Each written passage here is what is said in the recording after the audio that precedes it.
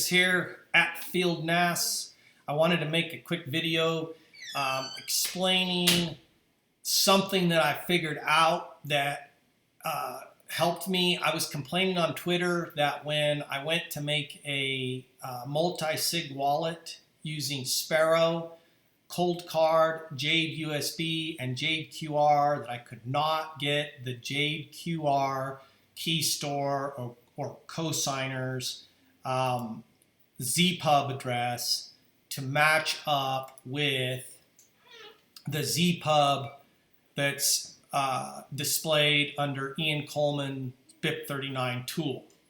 And I wasn't getting that warm fuzzy that I like to get when I'm verifying stuff. You know, when I used to make, or when I still do make single sig wallets, it's really cool because I can always go in here and directly compare the receiving addresses that pop up in Ian Coleman's tool with the receiving addresses that the wallet displays, and they match up, and I'm always feeling really secure about that.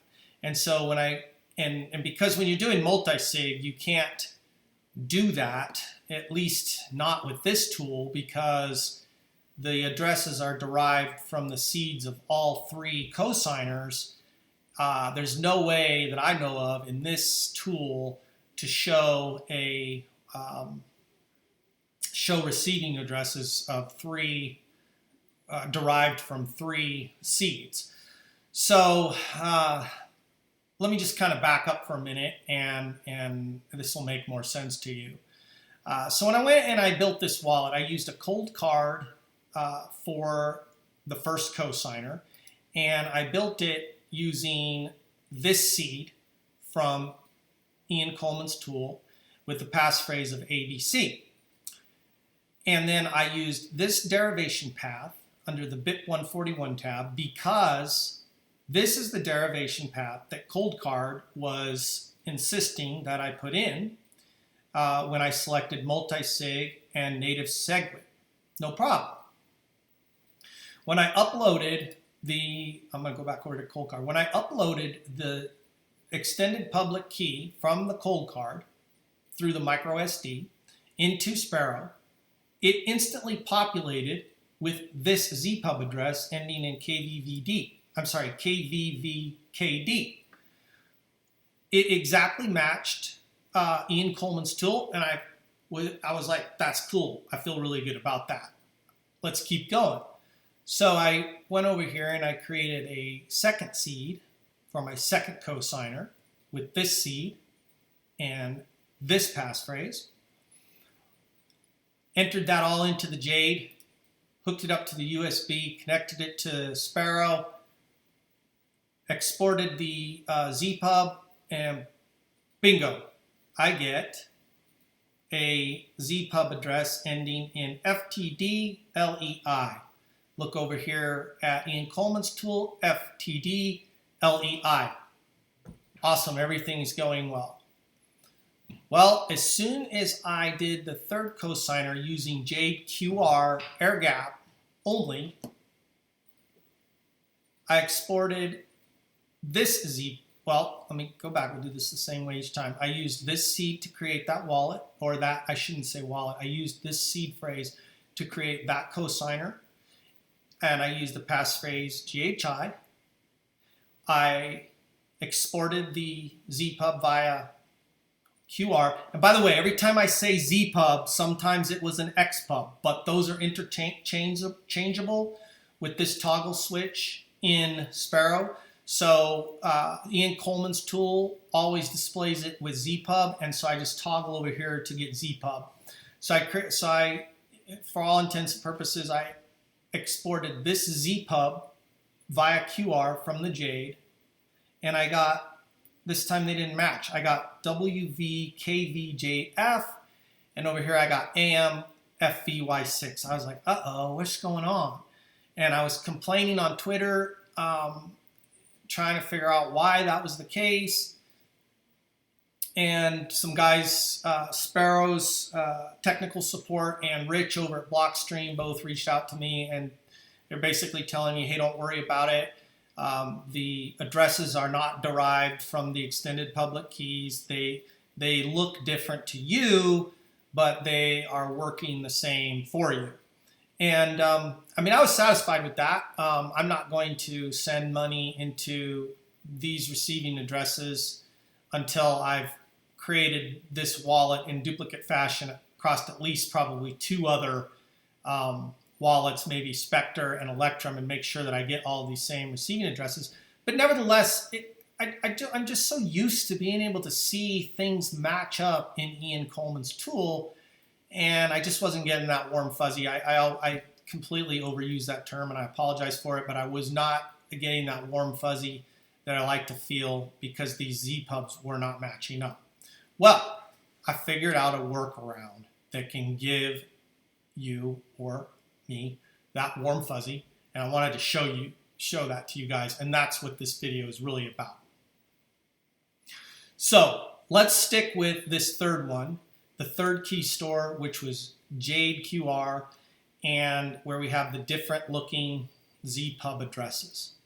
So if you go over to your receiving addresses, and we're just going to double click the first one, you'll notice that the derivation path that you see here is different than the one that you see here. And if you scroll down to these addresses, it's different than this too. So what I try to do is I want to make this derivation path look exactly like this derivation path, and maybe, just maybe, the public keys, these guys right here, will match up with one of the public keys, because there's 3 public keys in this output descriptor, 1 for each of the cosigners. I said, well, if I can match this up with one of these, then I'll feel pretty good about it. So all you have to do is you go up here to this derivation path field, and you just add another /0 to it. Now we have M4800200, M4800200, no apostrophes on the last 2 zeros. So let's check out what public key we get here. We get a public key that starts with 02C3A. Let's just select that. 023CA, and it ends in B390A. So you come over here and take a look. Not that one. There it is, 023CA, and it ends in B390A. I was like, cool. Even though our Zpubs did not match up at all, and by the way, when I added the 0, it changed that Zpub, so I'm going to get rid of it again. They didn't match up at all. I was able to match up the public keys under the address, and I felt really good about that. And let's just go back to the first cosigner, cold card, and do the same thing so that you can see how it works. And instead of using the first address, we'll go down here and grab the second one. So we're going to double click the second receiving address, and we're over here in the first cosigner, which was the cold card with the passphrase ABC. Our Zpubs, go back here real quick, KVVKD, KVVKD, they match up, everything looks good. Double click that second one again. And now we have to make this derivation path look like this one. So I just add a /0. We're doing the second one down, which is this one here. And we come over here to this public key, and we're looking for 03707, ending in F90CE. We go over here, I see it right there, 03707, ending in F90CE.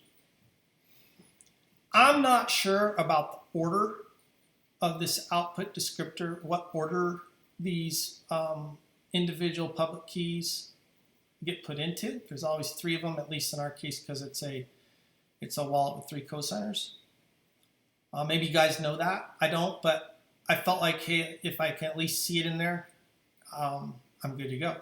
So I was able to show you how, even though sometimes the Zpub will match up with Ian Coleman's tool, like for the cold card, if it doesn't match up for you, like it didn't with the Jade,